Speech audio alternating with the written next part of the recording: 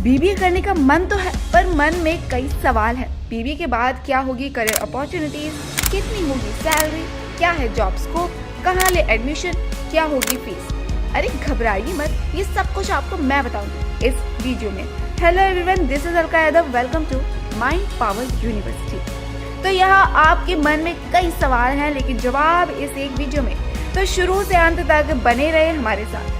बता दूं कि बीबीए का मतलब होता है बैचलर ऑफ बिजनेस एडमिनिस्ट्रेशन। ये एक अंडर ग्रेजुएट डिग्री प्रोग्राम है जो बिजनेस मैनेजमेंट और administration focus on different aspects. इसमें आमतौर पर accounting, finance, marketing, human resources और ऑर्गेनाइजेशनल बिहेवियर जैसे सब्जेक्ट्स होते हैं।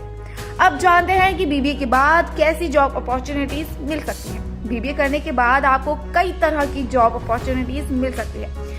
ये आपके इंटरेस्ट और स्पेशलाइजेशन पर डिपेंड करता है। चलिए कुछ कॉमन ऑप्शंस पर डिस्कस करते हैं। तो पहला है मैनेजमेंट ट्रेनिंग पोजीशन। ये पोजीशन कंपनीज में एंट्री लेवल मैनेजमेंट रोल होते हैं। यहाँ आपको काम की प्रैक्टिकल एक्सपोजर मिलते हैं और आप सीखते हैं कैसे ऑर्गेनाइजेशन को एफिशिएंटली चलाया जा सकता है। सेकंड है मार्केटिंग एग्जीक्यूटिव ऑब्लिक एनालिस्ट। अगर आपको मार्केटिंग में इंटरेस्ट है तो आप मार्केटिंग एग्जीक्यूटिव या मार्केटिंग एनालिस्ट की तरह की रोल में अप्लाई कर सकते हैं। ये role market research, campaign management और ब्रांड प्रमोशन के लिए काम करते हैं।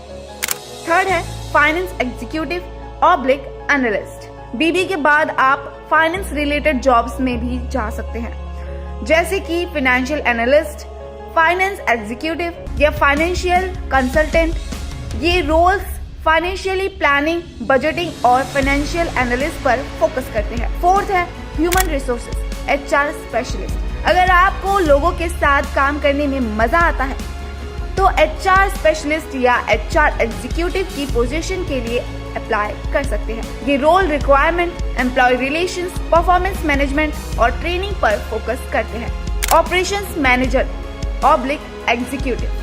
ऑपरेशंस रोल्स में भी आपको अपॉर्चुनिटीज मिल सकती है।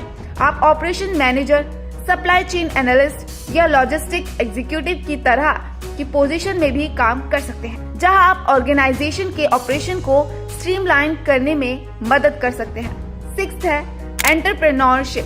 बीबीए के बाद आप अपना खुद का बिजनेस भी शुरू कर सकते हैं। आप अपने एरिया ऑफ इंटरेस्ट और एक्सपर्टाइज के हिसाब से अपना बिजनेस प्लान डेवलप कर सकते हैं और एंटरप्रेन्योरशिप की दुनिया में अपनी जगह बना सकते हैं। इन अपॉर्चुनिटीज के अलावा आप पोस्ट ग्रेजुएट स्टडीज भी कर सकते हैं, जैसे कि एमबीए, जिससे आपको और भी एडवांस नॉलेज और स्किल मिल सकती है और आपकी जॉब प्रोस्पेक्ट्स और ग्रोथ अपॉर्चुनिटीज भी बढ़ सकती है।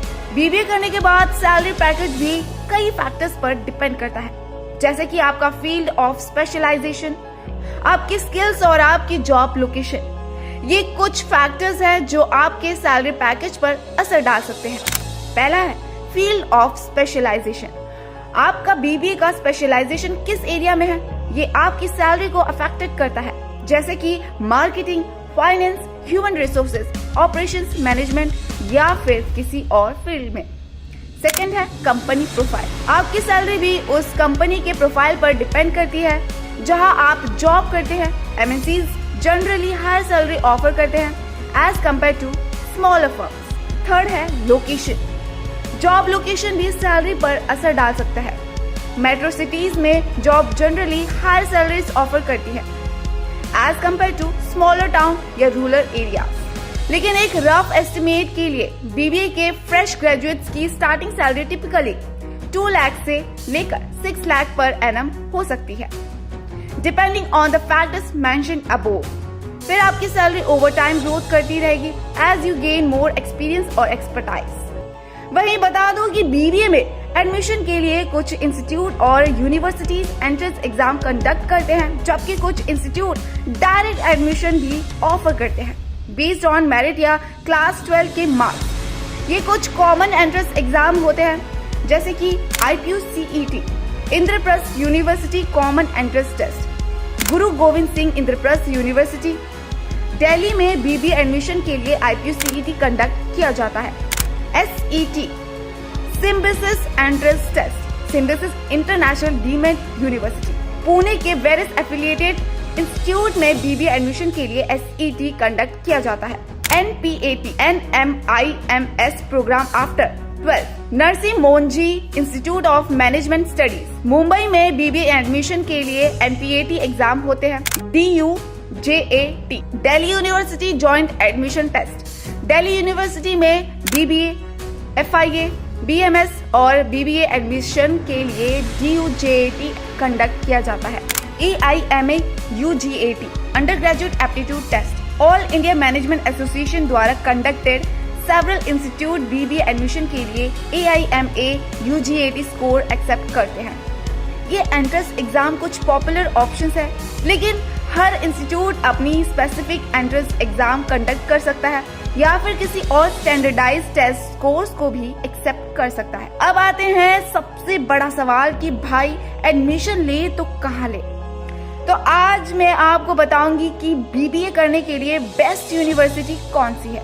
तो आपको कुछ नहीं करना है, बस फोन उठाएं और सर्च करें माइंड पावर यूनिवर्सिटी को, जो कि भीमताल में बसी हुई है। ये यूनिवर्सिटी काफी खूबसूरत लोकेशन पर है क्योंकि ये नेचर के एकदम क्लोज है। और हाँ, यहाँ अभी एडमिशन ओपन है, तो वो सोचना क्या है, एडमिशन के लिए अप्लाई कर लीजिए। लेकिन अगर आपको BBA में एडमिशन लेना है तो 12th किसी भी स्ट्रीम में मिनिमम 50% मार्क्स होना मैंडेटरी है। बस इतना है तो आपका एडमिशन यहाँ होना पक्का है। इनका बेस्ट पार्ट तो ये है कि ये ऑनलाइन क्लासेस भी प्रोवाइड करते हैं। और क्या चाहिए। तो ये थी BBA के कोर्स से रिलेटेड पूरी जानकारी। अगर आपके मन में कोई और क्वेरी हो तो आप हमें स्क्रीन पर दिए हुए इन नंबर पर कॉल कर सकते हैं।